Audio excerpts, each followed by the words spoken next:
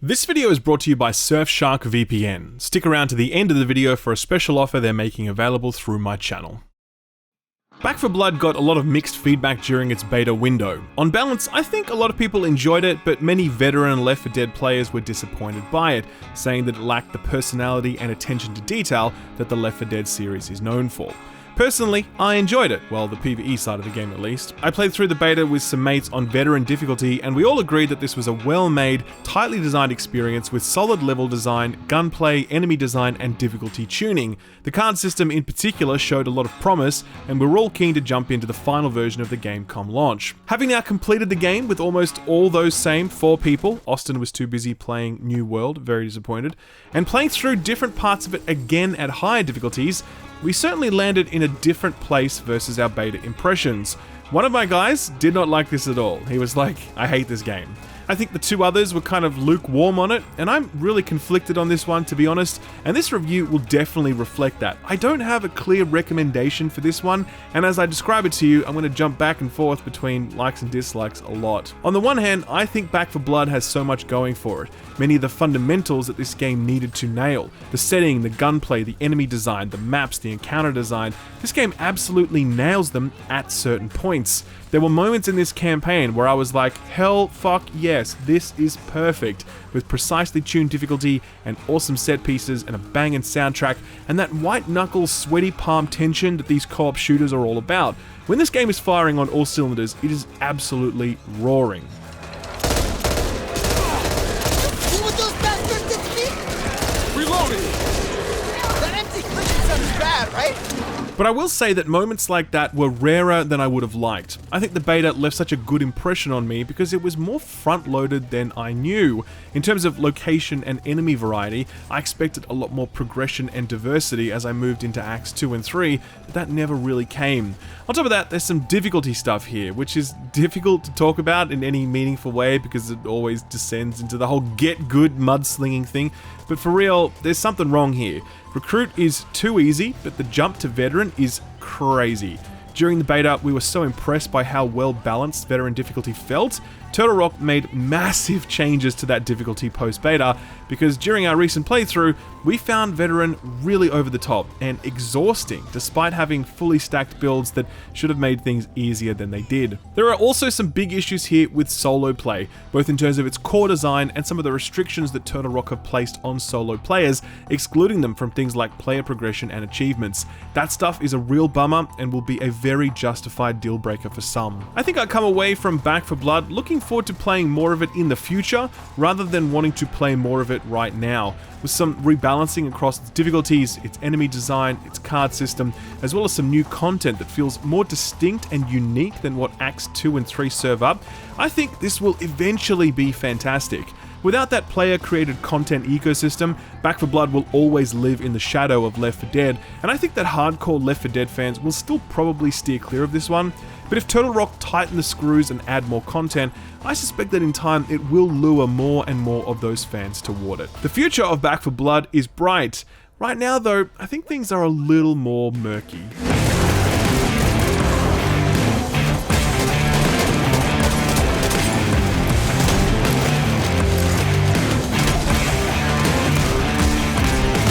Unless some other game comes along this year to top it, I am almost certain that Back 4 Blood will win my award for Game That Ran Best on My PC. Holy shit man, this thing runs like a dream. It was already great in the beta and I said as much back then. It's somehow better now. Running on an RTX 3080, I was able to get an absolutely Turtle Rock solid 144 FPS, since that's what my monitor is capped at. I probably could have got a lot more than that if I had a 240 monitor or whatever, I don't know. Point is, the PC optimization here is phenomenal. Most of my mates were running 20 series cards and they too commented that performance was exceptionally good. On top of that, I had no bugs, no crashes, no disconnects, no issues with rubber banding on netcode. Technically speaking, the entire thing was perfect, and it really sets a very high bar for other games to look toward. There'll of course be plenty of legitimate criticisms to throw at Back 4 Blood, but I really hope the developers get the credit they deserve for putting out a game that is as polished as this one. Visually, Back 4 Blood has a compelling art style that strikes a fine balance between cartoonish violence and faux realism. Staring out across a town square or a farmstead or a trucking garage, each of these settings look fairly bog standard, but getting closer to them allows you to see the finer details that give them their identity and presence. The color palette is more saturated, providing a lot more contrast in each location, important given how often the maps are set in nighttime or dense fog. The use of lighting here is particularly good. Many missions are in pitch black darkness, and the way your flashlight illuminates scenes provides so much atmosphere. Dense fog can blanket certain maps, making it hard to see more than 10 feet in front of you and illuminating everything with this quiet blue. Sometimes you'll be in tight spaces and red emergency lighting is filling the entire scene. Turtle Rock were definitely aware of how important lighting is in a horror context, and they showcase a huge diversity of lighting techniques to differentiate their locations and set pieces. I must say though that there isn't as much location diversity as I had hoped. Playing through Act 1 during the beta, I expected that it would be its own sort of self-contained setting and that subsequent acts would offer something quite different. That's definitely not the case. The entire game is set in this single town with missions happening either within that town or in sections connected to it. There are 33 missions spread across what is essentially 3 acts, and many of them will reuse locations repeatedly since the story is saying, hey, you're going through town again to reach a new objective. While that makes sense from a storytelling and authenticity perspective, it feels very grounded. We definitely felt that there were just too many return trips to familiar locations. This probably wouldn't have bothered us if the destinations we were traveling to were a little more distinctive, with better and more memorable set-piece moments. Many of the locations are hard to recall because they don't really stand out from other places. There's a lot of city streets, a lot of abandoned warehouses and buildings, and a lot of outdoor sections on farms and whatever. You really feel like you're going through the motions with a lot of this stuff. Most of this time, these environments are leading you towards a set-piece showdown, and these are a mixed bag. Sometimes they absolutely fucking slap, like the Ballroom Blitz Bar Showdown, which plays a random ass assortment of music that I'm not allowed to play here on my channel, or it'll get deleted, or the mad dash across Washington Bridge with a quick stop along the way to blow up a ferry, or this chase sequence into a quarantine medical facility. These were the moments that I was like, holy shit man, they did it. Turtle Rock actually pulled this off. But a lot of the time, I was looking around thinking, have I been here before? And the answer was sometimes yes, and sometimes no, but the fact that I was asking that question in the first place was a problem. That's putting aside the fact that some of the missions feel really phoned in. I mean, there were probably 3 or 4 missions which were laughably short. Like, we were literally laughing at the fact that they were over just a few minutes after we'd started them. For real, we actually spent more time selecting cards and upgrading our gear in the safe room than we did actually shooting zombies in the mission itself. These were a real low point, but there are only a few of these, so it wasn't a huge deal. On the whole, I would say that in terms of content, this is a pretty good offering. You get those 33 missions, and some of them are quite long. It took us around 8 or 9 hours to get through those missions the first time on Recruit difficulty, which to me is a win. That's 9 hours of content before harder difficulties, and before taking into consideration the random enemy placement and corruption cards that will have a pretty material impact on how each map plays out. I'm sure some people will be disappointed by this 9 hours number, but that's really not the right metric to fixate on. The real metric is replayability value. How much does this content invite you to want to play through it repeatedly? On this important question, I feel pretty mixed.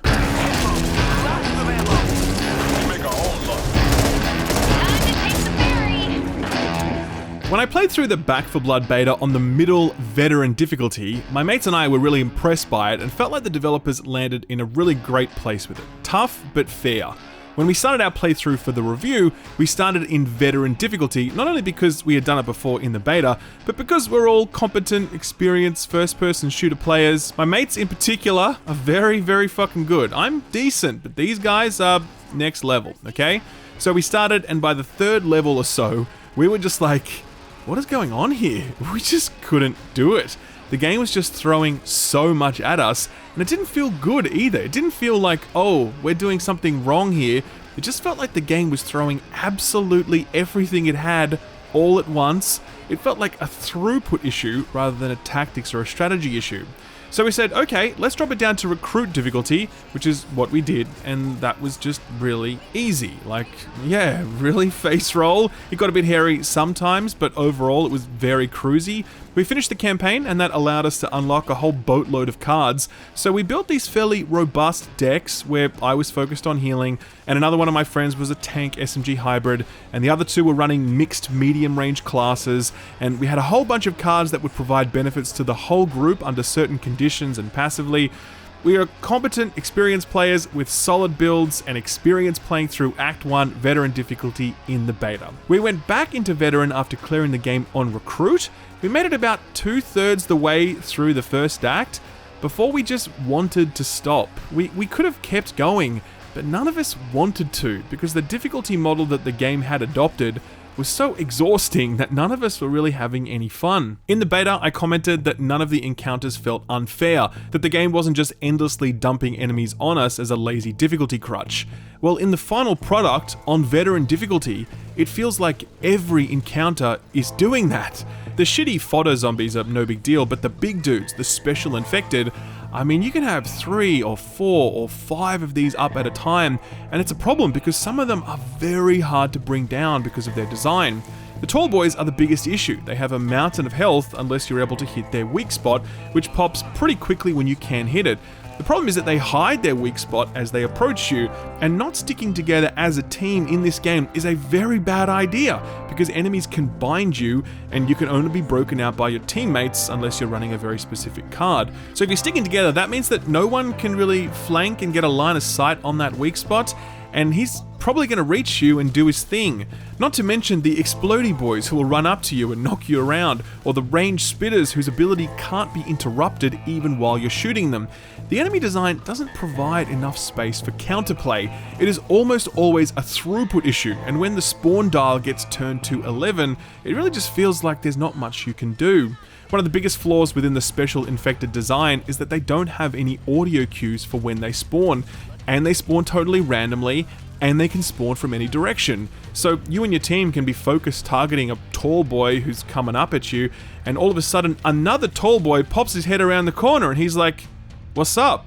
And now he's on top of you and he's thrashing you about and knocking you around, and you can't hit his weak spot because that's moving while he's doing that. And then the other tall boy reaches you and now he's on top of you and he's grabbing someone and choking them to death.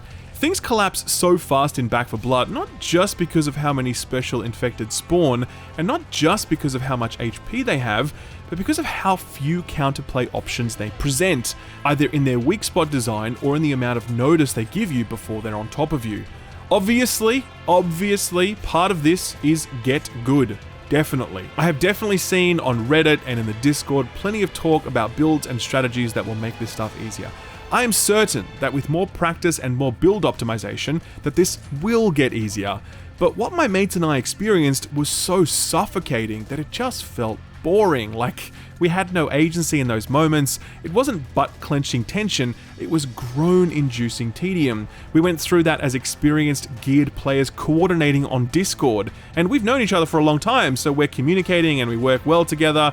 I struggle to imagine how this is going to work for match-made groups who lack the same coordination. Opinion on this difficulty point will differ, but I would say that something has gone wrong here. At the very least, there should be an additional difficulty between Recruit and Veteran, allowing for a more graduated difficulty curve. The way things are, people are going to get bored with Recruit, and they're not going to be able to play Veteran, which is not good for the long-term health of the game. More broadly, I think that some work has to be done around some of this enemy design and their spawn rates and how much notification players get when these special infected do spawn. The difficulty really made me reflect on the card system and its objectives. When I'd first seen it, I imagined that player cards were the foundation of a power fantasy. Like, I could stack up a whole bunch of cards that would result in some crazy build where I was able to just carve through enemies and one-hit a tall boy with my baseball bat, or become this damage dealer hybrid where the damage I deal will also heal my allies, etc. That is not the case. The cards are more about giving you the tools required to survive rather than giving you additional power to let you live out some power fantasy. This isn't a roguelike like Hades or Dead Cells, where the synergies between your upgrades create these really fun, powerful playstyles that let you carve through enemies and do crazy shit that will make you laugh out loud. The cards here are about letting you choose a specific style of play or weapon and giving you just enough of a stat boost that you can survive. I hope I'm making sense here, but what I'm trying to say is, with this card system, Back 4 Blood isn't inviting you back to recreate the unrestrained carnage of a looter shooter like Borderlands. It's inviting you back to really push yourself and struggle through those higher difficulties and use every tiny percentage points that the cards give you to eke out a chance at survival. That's okay, by the way, that's totally fine. A lot of people wanted that from this game, and this provides it for sure. And I actually think the card system is very smartly designed and very balanced and very robust, and you're going to be able to create a number of unique builds that will support either an offensive or defensive or utility-focused playstyle. I think this is a job well done for Turtle Rock here. But for me personally, I think there's a lot of untapped potential within this card system, and I'm keen to see how much further Turtle Rock can push it. Again, it's one of the things I look forward to experiencing in the future when I know it will be updated and expanded, rather than experiencing more of it right now. You're making a lot of noise. One area that I was super impressed by was weaponry and gunplay. There is a huge range of stuff here, and each weapon feels so distinctive in your hands. Each weapon within each weapon category feels separate from its peers. There are reasons why you'd prefer to use the 870 Express shotgun over the TAC-14 based on just how it feels in your hands and what you enjoy using, not to mention things like bullet spread and rate of fire and recoil, etc. I really enjoyed every weapon I picked up. None of them felt underpowered, nothing felt like they were lacking in impact or feedback. It was just really solid gunplay. It's nothing new, it's a pretty conservative selection of weapons, but Turtle Rock picked and built their arsenal well. There's also a weapon rarity system in place where guns have higher base stats as you pick them up later in the act. And there's also weapon modding, which is a bit of a mixed bag. So first of all, the mods themselves are fantastic. They absolutely have a huge impact on the handling profile and lethality of your weapons. They have both physical properties like reduced recoil or more bullets in the mag, but they also have stat bonuses like causing your targets to stagger more or increase in damage per bullet, etc. The difference between a weapon you've just picked up versus one you've fully modded with legendary mods is night and day, and it provides a really nice feeling of progression as you move through the acts. The problem is that there isn't any way to remove mods once you've applied them, and you also can't transfer them to a new weapon once you've picked them up. Sometimes you'll accidentally pick up an 8x scope for your SMG or your shotgun. Bad luck, you can't take it off now. Similarly, you might fully mod an SMG with fantastic mods, and then you find a better SMG later on.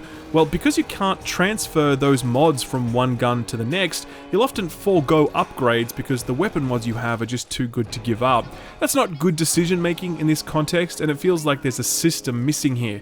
Hopefully Turtle Rock can add that in. We really need to talk about solo play. Okay, so you can absolutely queue solo in this game, and it will begin matchmaking you to other players. There's a quick play queue to drop you in wherever, as well as the ability to select specific missions and difficulties. Also, you can be dropped into a mission already in progress, which is nice, because that means that if you're missing people on your run, or someone leaves, you can expect that that empty slot will be backfilled. If you do want to play solo with no other human players, you can do that too, but with a hell of a lot of restrictions. So first of all, it's always online, even when you're playing solo. That fucking sucks.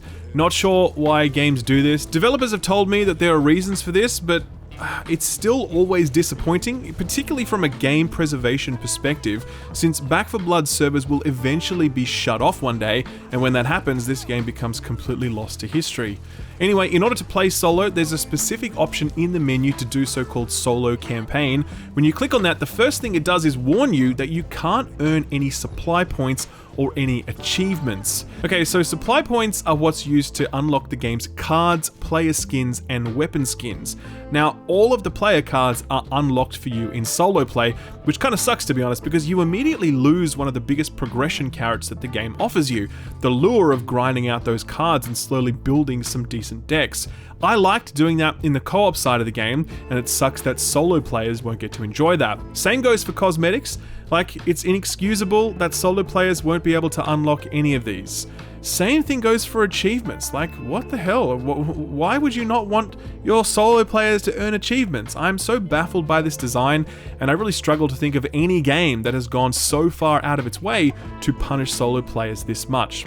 I posted about this on Twitter, and one of the developers did get back to me to tell me that they were working on a solution for this. but this really feels like a medium-term project. I don't think we're going to see a fix for this in the next few weeks, given how deeply this progression framework is baked into the game. The experience of playing solo is actually better than I thought it would be, but it's still not great. You might have heard from the beta that the bots were a few fries short of a Happy Meal, but their intelligence has been greatly improved in the final release. They don't just present themselves as a brain meat buffet for the incoming hordes anymore. They shoot stuff, they mark lootable items, they break you out of things when you need to be broken out, and they generally make themselves useful in the ways you hope. Still, there are limits to this. You can't command them to attack specific targets, and given how important it is to focus down special infected, bringing these targets down can be a chore. They also can't be relied upon to hit weak spots, so you're really doing all the heavy lifting on that front, and the game definitely wasn't designed for that. It's clear that difficulty has been completely rebalanced in solo though. I found solo veteran like 80 times easier than co-op veteran, and I was able to progress through it with a lot less frustration than I experienced in co-op. Still, it never felt like I was playing an experience that was designed for solo play, which, to be fair, it wasn't. This is a co-op shooter first and foremost, so any solo mode is going to be an afterthought. Bottom line though, between the baffling progression restrictions and the general moment-to-moment gameplay experience, I really wouldn't recommend Back 4 Blood to anyone planning on playing solo with bots. I just don't think you're going to have a very good time. So there's also PvP in the mix, and I'm gonna be real with you here, I didn't play it during the review window. I played it during the beta, and that's the footage you're seeing here, and what I played was so not enjoyable to me that I had zero interest in going back to it. My issues weren't minor things like game balance or whatever, they were far more fundamental, like, what are we doing here? It's a team of human characters versus a team of humans controlling zombies, and it just wasn't my idea of fun. Campaign versus is a big missing feature here in Back 4 Blood. It's a shame that it's not here, and it will probably forever remain one of the big reasons why Left 4 Dead fans might be reluctant to make the jump to this title. I can't personally see how anyone would want to sink dozens or hundreds of hours into this PvP mode, but like I said, I didn't play it in the review window, so don't take my word for it. You can try it for yourself if you like, if you have Game Pass. And that really brings us to what is, I think, a neat conclusion. I've given you a pretty mixed review of this title. I think its campaign is quite uneven in terms of pacing and encounter design, but the high points are really high, and it's really worth experiencing if you're interested in this formula. I think the difficulty is very problematic right now and needs some major reworking, and I think that in the immediate, that's going to push a lot of people away from the title, where they might have stuck around a bit longer had that been better balanced. I think the fundamental of the card systems, the weapons, and the weapon mods are all really strong, but also have plenty of untapped potential that Turtle Rock could slowly excavate as they continue balancing and expanding their game. And I've said that the solo experience is pretty shitty, as is the PvP. But bottom line, Back 4 Blood is on Xbox Game Pass. You really don't need to take my word on any of this, you can experience it for yourself, and I really encourage you to do so if anything that I've talked about here appeals to you. There's a lot of really great stuff going on here in Back 4 Blood, and maybe some of that stuff clicks with you, and maybe my complaints aren't your complaints, and you're like, dude, this is easy, what the fuck, get good. If you're looking for a co-op experience with your mates and you all have Game Pass, then yeah, like you'd be almost crazy not to give this a try. For me though, Back 4 Blood is not a straight up recommend, it's sort of a watch this space. I think so many of the most critical foundational elements have been hit here, and I think Back 4 Blood will find an audience and that the game will grow, and I look forward to keeping tabs on it as it does and eventually jumping back in. For now though, I'm going to put it down and move on to other things. Guys, some of the biggest TV shows and movies of the year are about to hit streaming platforms. I'm talking Suicide Squad, Succession Season 3, gotta love that show, The Witcher Season 2, and arriving next year we have that Game of Thrones prequel and that Amazon Lord of the Rings TV show. That's a lot to look forward to. Problem is that these streaming services don't provide equal access to all territories. Australia, for example, there is a lot of stuff, both movies and TV, that doesn't hit our streaming services, or if it does hit, it hits very late, and that sucks. Luckily, there is a way around all that, and that way is Surfshark VPN. Surfshark lets you trick your internet into thinking you're in one place, but you're actually somewhere else. Magic, I know, but the bottom line is that it lets you sidestep geo-blocks so you can watch whatever the hell you damn please. In addition to that stuff, Surfshark is also the best means of protecting your online data. Your passwords, your IP address, your personal information, that's all over the World Wide Web, and in 2021, we can't just not think about that. We have to take steps to protect our data the same way we protect the credit cards we keep in our wallets. Surfshark VPN encrypts your online data, protecting you from identity thefts and hacks, and their clean web feature automatically blocks blocks over 1 million known malicious websites, phishing methods, and other threats. You can use Surfshark on multiple devices at once, which is something that almost no other VPN allows. It's available on pretty much every platform you can think of. It has 24/7 customer support, and it has a full 30-day money-back guarantee. Best of all, they're offering an 83% discount and 3 months free when you use offer code SKILLUP at checkout. Click the link in the description below or visit surfshark.deals/skillup. Thanks Surfshark for sponsoring the video, and thank you for watching it. Thanks for watching my video. If you liked it, give it a thumbs up. If you didn't, give it a thumbs down so I know to do better for next time. If you enjoyed yourself, consider subscribing, and if you really enjoyed yourself, maybe consider hitting that notification bell so you never miss a video. You can see my patrons here on the left. They're awesome. They're amazing. If you want to join them, check out my Patreon page. Thank you again. I'll see you next time. Bye-bye.